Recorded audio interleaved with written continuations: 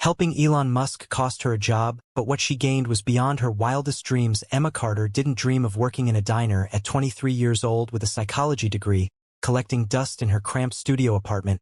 She had once envisioned a career helping others, perhaps counseling young people through tough times, but life, as it often does, had other plans. Bills piled up faster than opportunities, and the Cherry Hill Diner in downtown Des Moines became her lifeline. It wasn't glamorous, but it paid enough to keep the lights on, and her fridge somewhat stocked. Her days were a blur of clinking dishes, coffee refills, and tired smiles. Emma had become familiar with the regulars, Mr. Henderson, who always asked for extra bacon, or the young couple who split a milkshake every Friday night. The diner had its charm, but Emma couldn't shake the feeling that she was treading water, waiting for anything to change. One late afternoon, the usual rhythm of the diner shifted. A black SUV pulled up outside, and two men in sharp suits stepped out, flanking a tall, lanky teenager who looked awkward in the way only teenagers could. As they entered, the chatter in the diner quieted. Heads turned, whispers started. Emma glanced at the trio, recognizing the young face from the news, but she didn't react. Instead, she tightened her apron and approached their booth with her usual politeness. The boy, Elon Musk, seemed uncomfortable under the weight of everyone's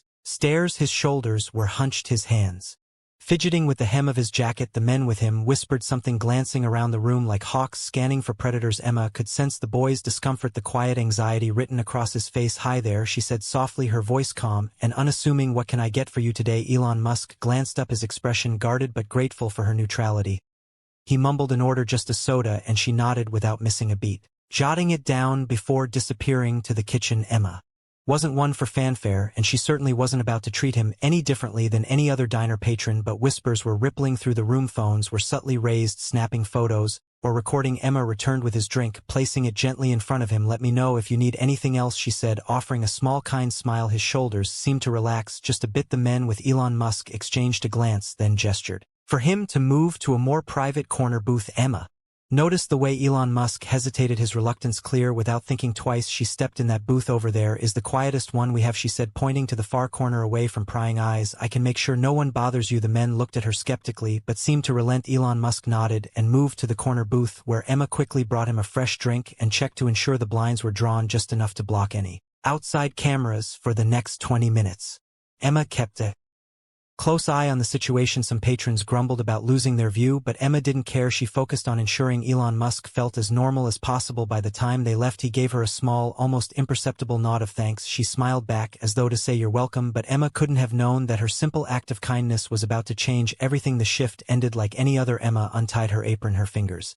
aching from the constant rush of the day. She grabbed her tips, a modest pile of crumpled bills, and stuffed them into her worn-out wallet. The whispers about Elon Musk's visit lingered in the air, but Emma brushed them off. The boy was just another customer who deserved a little humanity. That was all. By the time she got home, exhaustion had settled deep in her bones. Her studio apartment felt lonelier than usual. A single bulb lit the space, illuminating her second-hand couch, and a small table where a half-finished puzzle sat untouched for weeks. Emma dropped her bag by the door and collapsed onto the couch, replaying the day in her mind. The next morning, she walked into the diner like clockwork. The usual hum of morning chatter and clinking plates filled the room, but something felt off. Her manager, a wiry man named Greg, with a perpetual frown etched into his face, stood near the counter. He was talking in hushed tones with a man in a suit, one of Elon Musk's security detail. Emma's stomach sank. She wasn't sure why, but something about Greg's expression felt wrong. As soon as the man left, Greg called her over, his tone sharp. "Emma, my office now." Her pulse quickened as she followed him. The tiny office smelled of stale coffee and printer ink, the walls plastered with outdated motivational posters. Greg motioned for her to sit,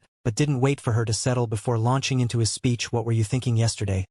he snapped, his voice low but biting. "Thinking about what?" Emma asked, genuinely confused. "Don't play dumb," moving that boy to the corner booth, drawing attention to the place. "It was reckless. This is a business, Emma, not a circus." Emma's heart pounded. "I wasn't trying to draw attention." He looked uncomfortable, "so I helped him find a quieter spot. That's all." Greg shook his head, leaning back in his creaky chair. "We've been getting calls all morning, people asking if Elon Musk was here, reporters wanting details. This isn't what we're about. We're a diner, not a media circus." She stared at him, incredulous. "Are you serious?" "I was just trying to help. That's not the point." Greg shot back, "This kind of attention isn't good for business. I can't have this kind of distraction." The words that followed hit her like a punch to the gut. "I'm letting you go, Emma." Effective immediately. For a moment, Emma couldn't breathe, fired over something so trivial. She felt anger rising in her chest. tea but swallowed it back knowing it wouldn't change anything. She grabbed her bag, her pride barely intact, and walked out without another word. The cold January air stung her face as she stepped onto the sidewalk. Tears threatened to spill, but she blinked them back, refusing to let herself cry in public. She needed to focus on what came next, finding another job, figuring out how to pay rent, and staying afloat. But as she walked home, a heavy sense of unfairness weighed on her chest. She had no idea the universe had other plans in motion waiting to reveal itself in ways she couldn't yet imagine. Emma spent the rest of the day in a haze, the weight of losing her job pressing down on her like a storm cloud. She sat on her couch, scrolling through job listings on her old laptop, her fingers trembling with frustration. Every listing seemed to demand more experience or qualifications than she had. The anxiety bubbled inside her. Rent was due in less than 2 weeks, and her savings wouldn't cover much. She replayed the confrontation with Greg over and over in her mind. Had she really done something so wrong? All she'd done was show a little kindness. The more she thought about it, the more it felt like she was being punished for doing the right thing. Her anger mixed with hopelessness, creating a knot in her chest that wouldn't loosen. By evening, Emma's phone buzzed. She half expected it to be Greg, maybe reconsidering his decision, but it wasn't. Instead it was her best friend Tara. "Hey, you okay?" Tara's voice was soft, concerned. Emma hesitated before answering. "No, not really. I got fired today." "What? Why?" Tara's outrage was immediate. Emma explained everything: the encounter with Elon Musk, the whispers in the diner, and Greg's reaction. Tara listened quietly, only interrupting to mutter words of disbelief. "That's insane." Tara said, "Finally, you didn't do anything wrong, Em. If anything, you did something good. That kid probably needed someone to just treat him like a normal person." Emma sighed. "Yeah, well, good. Doesn't pay the bills." For a moment there was silence on the line, then Tara said something Emma hadn't expected. "You know, sometimes good does pay off, just not in the way you expect." Emma didn't know how to respond, so she simply thanked Tara and hung up. She appreciated her friend's optimism, but it felt far-fetched. Life hadn't exactly been throwing her many lifelines lately. As the hours dragged on, Emma found herself staring at the ceiling. Unable to sleep, she couldn't shake the feeling that her life was unraveling. The next morning she woke up to the harsh light of day streaming through her window, her head pounding from the restless night. Another day of uncertainty stretched out before her. By late afternoon, just as Emma was debating whether to pawn her laptop for some quick cash, her phone rang. The number was unrecognizable, long with too many digits to be local. She hesitated before answering, her thumb hovering over the screen. "Hello," she said cautiously. "Is this Emma Carter?" A calm, professional voice asked. "Yes." "Who's this?" she replied, her suspicion evident. "My name is Helen Marks," the woman said, her tone steady but warm. "I'm calling on behalf of someone who was at the diner yesterday. They were impressed with your kindness and wanted to discuss an opportunity with you." Emma froze, gripping the phone tighter. "Wait, what?" "We'd like to meet with you to explain further," Helen continued. "Would you be available tomorrow afternoon?" Emma's mind raced. Was this a prank, an elaborate scam? But Helen's voice carried a sincerity that was hard to dismiss. I guess," Emma stammered. "Where would this meeting be?" Helen gave her an address, an office building in the heart of downtown. "And a time." "We'll see you then," she said before hanging up. Emma sat there staring at her phone in disbelief. A strange mix of hope and fear coursed through her. She had no idea what awaited her at that meeting, but she knew one thing: this could be her chance to turn things around. But opportunities don't always come without risks, and Emma was about to step into a world she didn't fully understand. The next day Emma stood outside the towering glass office building, her nerves stretched thin, dressed in the only semi-professional outfit she owned, a thrifted blazer and slacks that fit a little too snugly. She felt woefully out of place. The building loomed above her, its polished windows reflecting a version of herself she barely recognized. Taking a deep breath, she pushed through the revolving doors and approached the reception desk. "I'm here for a meeting with Helen Marks," she said, her voice steadier than she felt. The receptionist nodded and directed her to the 14th floor. Emma's heart pounded with each ding of the elevator as it climbed higher and higher. When the doors opened, she stepped into a sleek office space where a woman in her early 40s with sharp features